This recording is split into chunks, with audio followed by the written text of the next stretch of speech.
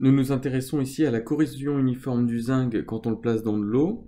Et pour répondre à la question de savoir si le zinc va se corroder, nous avons vu qu'il était intéressant de tracer le diagramme de prédominance EPH du zinc, dans lequel nous représentions 4 espèces, le zinc solide, métallique, et puis deux ions, ZnOH4 2- et Zn2+, dont nous avions démontré qu'il se situait dans cette zone-là et cette zone-là du diagramme EPH, et une espèce solide, un précipité, ZnOH2.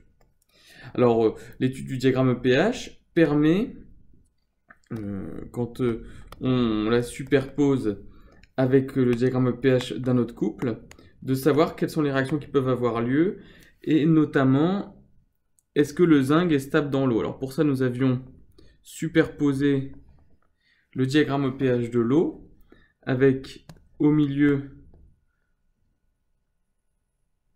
le domaine correspondant à l'espèce H2O.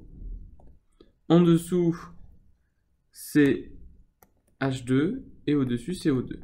Et on s'aperçoit, avec ces deux diagrammes, que le zinc et H2O ont des domaines disjoints. Donc ils ne peuvent pas coexister. Donc a priori, c'est une étude thermodynamique que nous faisons ici avec les diagrammes de prédominance. Donc a priori, la thermodynamique nous dit qu'il va y avoir réaction entre le zinc et l'eau, et donc il va y avoir corrosion du zinc. Il s'agit maintenant de vérifier d'un point de vue cinétique si cette corrosion a bien lieu, et c'est ce que nous nous proposons de faire ici. Nous nous posons donc la question de savoir comment mener l'étude cinétique pour savoir si le zinc, oui ou non, va se corroder en présence d'eau.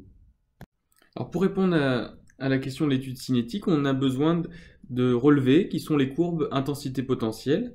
Alors l'énoncé ici nous donne deux relevés de courbe intensité potentielle, un à pH nul et un à pH égale 7. Dans ce relevé, vous avez des branches d'oxydation, des branches de réduction, et les branches de réduction sont données sur plusieurs types d'électrodes de zinc, soit des électrodes de zinc impures ou des électrodes de zinc pures. Et à partir de ces courbes, on va pouvoir étudier ce qui se passe cinétiquement lorsqu'on va placer du zinc dans de l'eau. Alors dans un premier temps, on va placer du zinc pur dans de l'eau acidifiée avec une concentration en H3+, qui est donnée. Grâce à ça, vous pourrez tout de suite en déduire quel est le pH de la solution et savoir où regarder dans les données. Et on vous demande d'étudier ce qui se passe. Alors, je vous rappelle, si une réaction redox a lieu en solution sur une électrode, elle se fait au potentiel qui permet au courant d'oxydation d'être l'opposé du courant de réduction, ce qu'on appelait le potentiel mixte. Donc il suffit de déterminer quel est ce potentiel mixte et de voir si pour ce potentiel mixte d'oxyde de réduction, il y a un courant non nul qui circule et donc une réaction. On vous demande de faire la même chose si cette fois-ci la surface de zinc est hétérogène, c'est-à-dire qu'on a du zinc impur. Et vous devrez montrer normalement à cette question que la corrosion est largement aggravée. On change désormais de pH à la question 3, et on se place à un pH neutre, dans lequel on place du zinc impur dans de l'eau. À partir des courbes d'intensité potentielle, encore une fois, on vous demande la réaction qui va se produire, d'estimer le potentiel de corrosion, ce qui est l'équivalent du potentiel mixte, et d'expliquer où on lit le courant de corrosion.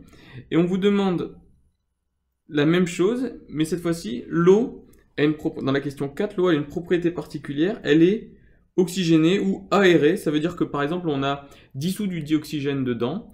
Alors comment on fait ça? Par exemple, en faisant buller du dioxygène au sein de la solution, il y a une partie du dioxygène qui va se dissoudre dans l'eau, et donc l'espèce O2 est présente dans le dioxygène, et donc dans l'eau, pardon.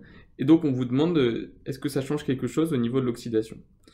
Une fois que vous aurez fait cela, on s'aperçoit dans cette dernière expérience numéro 4 qu'un précipité apparaît lors de la situation grand 4, et on vous demande à l'aide de toutes les données, c'est-à-dire à la fois les courbes d'intensité potentielle mais aussi le diagramme EPH, d'essayer de justifier cette présence. Nous corrigerons ça lors de la prochaine séance.